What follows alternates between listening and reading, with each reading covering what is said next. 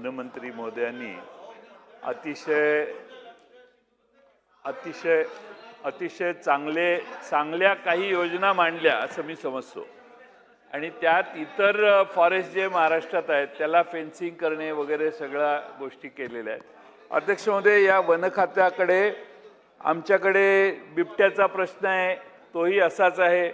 त्यामुळे हे सगळे प्राणी बाहेर यायला लागले, त्यांना खाद्य जंगलात मूळ जंगलात कमी व्हायला लागले कारण त्यांची संख्या वाघांची वाढलेली आहे।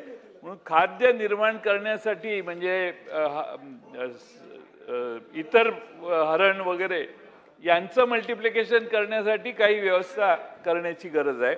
आणि अध्यक्ष महोदय, वन खात्यामध्ये वनात विशेषतः अलीकडं वाघांच्या अवयांच्या तस्करी, खवले मांजर, वेलची उलटी अशा तस्करी भरपूर चाललेल्या आहेत।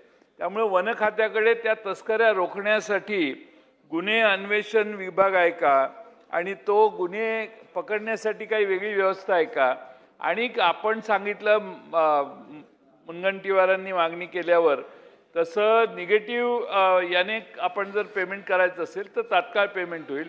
तसं तुमच्या खात्याला या सगळे तुम्ही जे मगाशी भाषण केलं, आता 42 महिने राहिलेले आहेत, त्या 42 महिन्यात सरकारने आपल्याला तेवढं बजेट द्यावं की जेणेकरून हा महाराष्ट्रातला वनातला वन्य प्राण्यांचे हल्ले मानवांवरचे हे थांबण्यासाठी मदत होईल।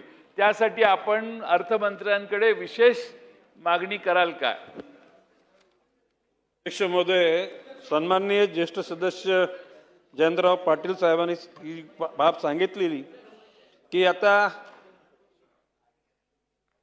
वाघांना बिबट्यांना जे खाद्य लागतं ते खाद्य अपुरं पडायला लागले असे त्यांचे म्हणणं आहे। जसे पोल्ट्री फार्म आहे तसे रॅबिट फार्म तयार करायची भूमिका घेऊ आपण। विनोदाचा भाग नाहीये। बटर जसे खाजगीमध्ये बटर फार्म आहेत तशा प्रकारचे बटर फार्म पण तयार करू आणि हरणांची प्रजाती गतीनं वाढेल या अनुषंगानं की त्यांची जी बिबट्यांची आणि वाघांची जी काही भूक आहे त्यासाठी निश्चितपणे आपल्या भूमिकेचा आम्ही स्वीकार करतो। आणि आपण म्हटल्याप्रमाणे अर्थमंत्र्याकडे पैशाची मागणी कराल का?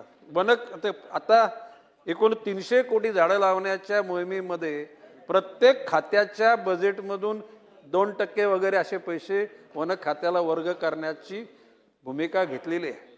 पण त्या खात्याला हात न लावता लवकरात लवकर बॉन्डच्या माध्यमातून पैसे निर्माण करण्याची भूमिका आम्ही घेतलेली आहे। म्हणजे आपल्या सगळ्यांना ती अवगत पण करून देऊ। या पुस्तकामध्ये त्याचा उल्लेख आहे। आणि भविष्यकालामध्ये मी तर असं म्हटले की एकूण वन खात्याचे जे विभाग आहेत, मँग्रोव्ह पासून वन्यजीव, झाडं लावणं, सोशल फॉरेस्ट्री, या सर्व करता किती पैशाची गरज आहे तर तसे पैसे निश्चितपणे निर्माण होतील।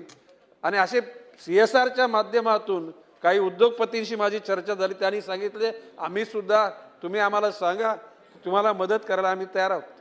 एकूणच जंगलाची वाढ, एकूणच वन्यजीव संघर्ष टाळणे आणि बायोडायव्हर्सिटीच्या अनुषंगानं ही निसर्गाची गरज आहे।